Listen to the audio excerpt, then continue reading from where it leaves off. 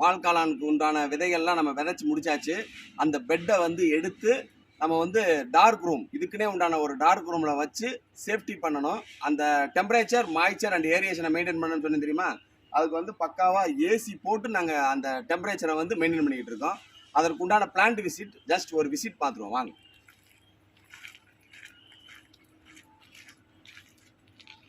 முக்கியமானது, உள்ளே போகும்போது கண்டிப்பான முறையில் கால்களை நினச்சி நம்ம முதல்ல குளிச்சிருக்கணும், சுத்தபத்தமாக இருக்கணும். ரெண்டாவது கிருமி நாசினி அது வந்து நினச்சிட்டு தான் உள்ளே போகிற மாதிரிக்கு இருக்கும். வாங்க. ஸோ இதற்குண்டான ஏசி ஃபிட்டிங்கிறத நான் இப்போ உங்களுக்கு அதையும் காட்டணும். ரெண்டாவது இது வந்து டார்க் ரூம், ரொம்ப நேரத்துக்கு வந்து இதை ஓப்பன் பண்ணி வைக்க முடியாது. வெளிச்சத்துக்காக, வீடியோவுக்காக உங்களுக்கு ஓப்பன் பண்ணி காட்டுறதுக்கு உண்டான விஷயங்கள் தான் இது. ஃபுல்லாக எல்லாமே ரேக் சிஸ்டத்தை நாங்கள் வந்து ஃபாலோ பண்ணியிருக்கோம். இந்த ரேக் வந்து இப்போதைக்கு வந்து R&D செக்ஷன், அதாவது ரிசர்ச் அண்ட் டெவலப்மெண்ட் அப்படின்ற ஒரு கான்செப்டுக்காக டெம்பரவரியாக வந்து ஸ்டீலில் வச்சுருக்கோம். இது வந்து ஆக்சுவலாக MS ஸ்டீல், துரு பிடிக்கக்கூடியது. தொலைக்கு செலவு பண்ண முடியல அப்படின்னா ஹேங்கிங் மெத்தடை வந்து ஃபாலோ பண்ணிக்கோங்க.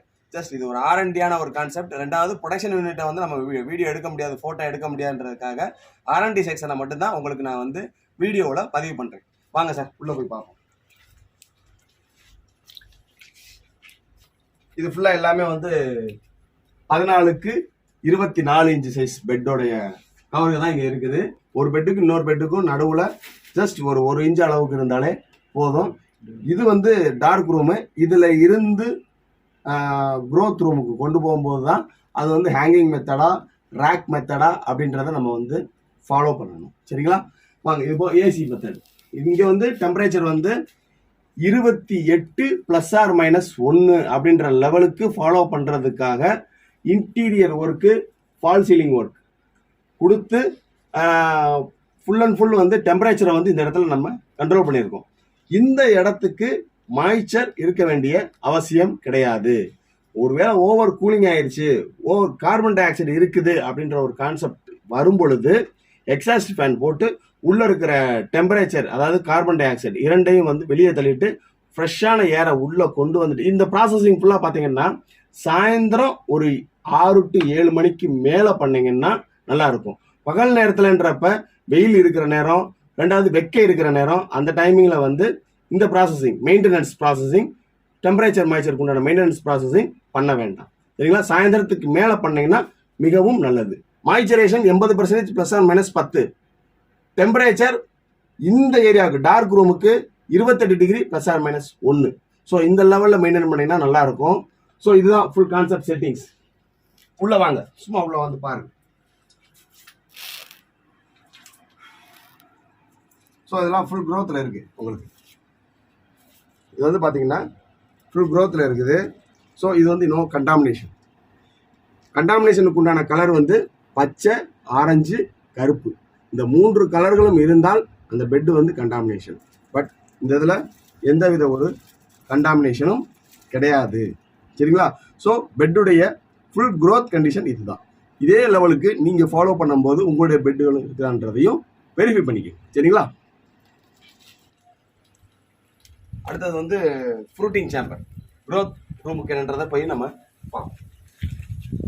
அதே மாதிரி தான் அங்கே எந்த மாதிரியான ப்ரொசீஜர் ஃபாலோ பண்ணுறீங்களோ, எப்படி அந்த ரூமுக்குள்ளே போகிறதுக்கு அந்த கால்களெல்லாம் க்ளீன் பண்ணிட்டு பொட்டாசியம் பெர்மாங்கனேட்ல காலை வச்சுட்டு நினச்சிட்டு போகிறீங்களோ, அதே மாதிரி தான் க்ரோத் ரூமுக்குள்ளேயும் போகணும். சரியா?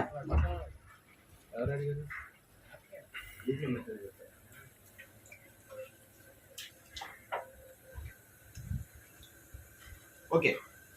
இந்த இடத்துல வந்து டெம்பரேச்சரையும் மாய்ச்சரையும் மெயின்டைன் பண்ணுறதுக்கு உண்டான முக்கியமான விஷயங்களை ஃபாலோ பண்ண வேண்டிய ஃப்ரூட்டிங் சேம்பர் ரூம் தான் இப்போ நீங்கள் பார்த்துக்கிட்டு இருக்கீங்க.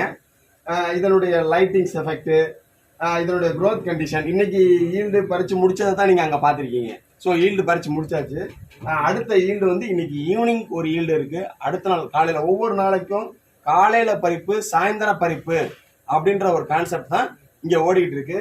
மெயினானது வந்து இங்கே மாய்ச்சரேஷன் கண்ட்ரோல் பண்ணுறதுக்கு ஹுமிடிஃபையர் மிஷின் மெயின்டைன் பண்ணிக்கிட்டு இருக்கோம் இங்கே வந்து. சரியா? வாங்க, உள்ள அப்படியே உள்ள வாங்க, இது வாங்க.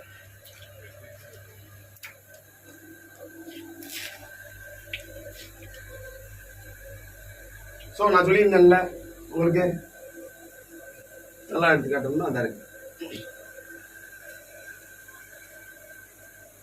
ஸோ அந்த முழு பெட்டை 2ஆ நறுக்கி கரம்ப மண்ணை அவிச்சு அதுல கால்சியம் கார்பனேட் குறிப்பிட்ட பெர்சன்டேஜில் கலந்து மிக்ஸ் பண்ணி மேலே தூவப்பட்ட அந்த கேசிங் கலவையை தான் இப்ப நீங்க பார்த்துட்டு இருக்கீங்க. அதுலயும் முக்கியமானது மொட்டுகள் அடிச்சிருக்கிறதையும் அது வளர்ந்து வந்திருக்கிறதையும் அடுத்ததாக வளர்ந்து வந்ததை பறிச்சு வச்சிருக்கிறதையும் உங்களுக்கு பெர்ஃபெக்டா நான் உங்களுக்கு காமிச்சிருக்கேன். ஸோ இதுதான் விஷயம். இதுவும் ரேக் மெத்தட்ல தான் வச்சிருக்கோம். சரிங்களா? இதுல வந்து ஒவ்வொரு பெட்டுக்கும் அதிகபட்சம் 1 இன்ச்சு கணம் தான் கேப் இருக்கணும். உயரம் வந்து கண்டிப்பான முறையில ஒரு அடியாவது இருக்கணும். ஏன்னா காளான்கள் வந்து மேல் நோக்கி வளரக்கூடியது. ஸோ அதனால சைடு கேப்ல சிப்பிக்காளான் மாதிரி சைடுகள்ல வந்து இடம் இருக்க வேண்டிய அவசியம் கிடையாது. மேல கண்டிப்பான முறையில ஓரளவு 1 அடிக்காவது இடம் இருந்தாதான் அதனுடைய ஏரியேஷன் ஈஸியா உங்களுக்கு சர்க்குலேஷன் ஆகிறத கண் கூட பார்க்க முடியும். அங்க அடுத்தது வந்து நம்ம குமிடிஃபயர் மிஷின் என்னன்றதையும் நம்ம பார்வை பார்த்தோம். ஸோ ஈல்டு கண்டிஷன் இதுதான். ஸோ லைட்டிங் எஃபெக்ட் இதுதான். ஸோ இதுலயே வந்து டெம்பரேச்சர் மெயின்டைன் ஆகிறது ரொம்ப முக்கியம். இந்த இடத்துல அதாவது ஃப்ரூட்டிங் சேம்பர்ல வந்து எவ்வளவு டெம்பரேச்சர் இருக்கணும் அப்படின்னா நான் சொல்லி முதல்ல சொன்னதான் 30% ±1. இது வந்து பால் காளானுக்கு. அதே போல மாய்ச்சரேஷன் 80% ±10 அப்படின்ற முறையில இந்த இடத்துல டெம்பரேச்சரையும் மாய்ச்சரையும் காற்றின் ஈரப்பதத்தையும் மெயின்டைன் பண்ணணும். இதுலயும் ஏதாவது ஒரு கார்பன் டை ஆக்சைடு துர்நாற்றம் இந்த மாதிரி ஏதாவது ஒன்று வந்துச்சு அப்படின்னா அதே ப்ராசஸிங் தான். எக்ஸாஸ்ட் ஃபேன் போட்டு வெளியே தள்ளிடுங்க. இதுதான் குமிடிஃபயர் மிஷின். அதாவது தண்ணீரை ஆவியாக்கி ஈரப்பதத்தை காற்றுடன் கலக்க வைக்கின்ற குமிடிஃபயர் மிஷின் அப்படின்றது. இது வந்து லிட்டருக்கு தகுந்த மாதிரியான ரேட்டு வந்து மாறுபடும். இது வந்து 10 லிட்டர் மிஷின், 5 லிட்டர் மிஷின் இருக்கு, 1 லிட்டருக்குலாம் மிஷின் இருக்குது.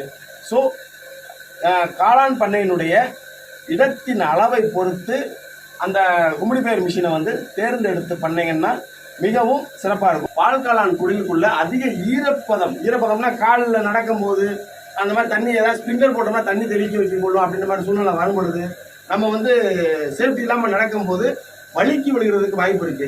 ஸோ இந்த மாதிரியான குமிடிஃபயர் மிஷினை வச்சு நீங்க பயன்படுத்தினீங்க அப்படின்னா கண்டிப்பான முறையில் இது ஒரு சேஃப்டியான ஒரு பொருள் தான்.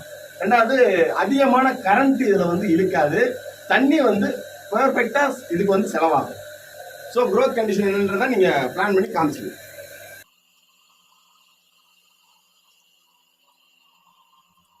இது வந்து டார்க் ரூம் அப்படின்றதையும் பார்த்தாச்சு.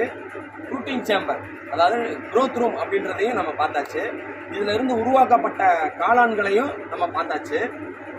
காளான்கள்ல ஒட்டு கருகி வர்றது, ஒட்டு கலர் மாதிரி வர்றது, ஒட்டு ஷேப் மாதிரி வர்றது அல்லது விற்பனை ஆகாத காளான்கள், இந்த மாதிரியான காளான்களை வேல்யூ எடிஷனுக்கு எப்படி கன்வெர்ட் பண்ணணும் அப்படின்றது தான் இப்போ நம்ம அடுத்த ஸ்டெப் நம்ம பார்க்க போகிறோம். ரொம்ப சிம்பிளான கான்செப்ட் தான். பால் காளான்களை வந்து மொட்டு கருகிறது, கலர் மாறுறது, ஷேப் மாறுறது, விற்பனை ஆகாதது, அந்த மாதிரியான ஒரு விஷயங்களில் வந்து வரும்போது ஒவ்வொரு காளான்களையும் பால் காளான்களை இந்த மாதிரி பிரிச்சு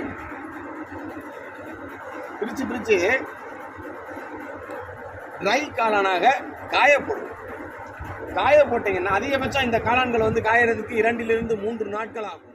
நல்லா காய வச்சு அரைச்சு பவுடராக்கி இட்லி பொடி, சாம்பார் பொடி, ரசப்பொடி, ஊறுகாய், ஜாமு, அப்பளம், வடகம், வத்தல், வறுவல், பொரியல், அவியல், காளான் சூப் பவுட்ரு, காளான் பால் பவுட்ரு, காளான் சாக்கோஸு, காளான் குக்கீஸு, இந்த மாதிரியான வேல்யூ எடிஷனுக்கு இந்த பால் காளான்களையும் காய வச்சு அரைச்சு பவுடராக்கி வேல்யூ எடிஷனாக பயன்படுத்தி இன்னும் ஒரு 10 ரூபா லாபம் சேர்த்து அடைவதற்கும் வழிமுறைகள் இருக்கு.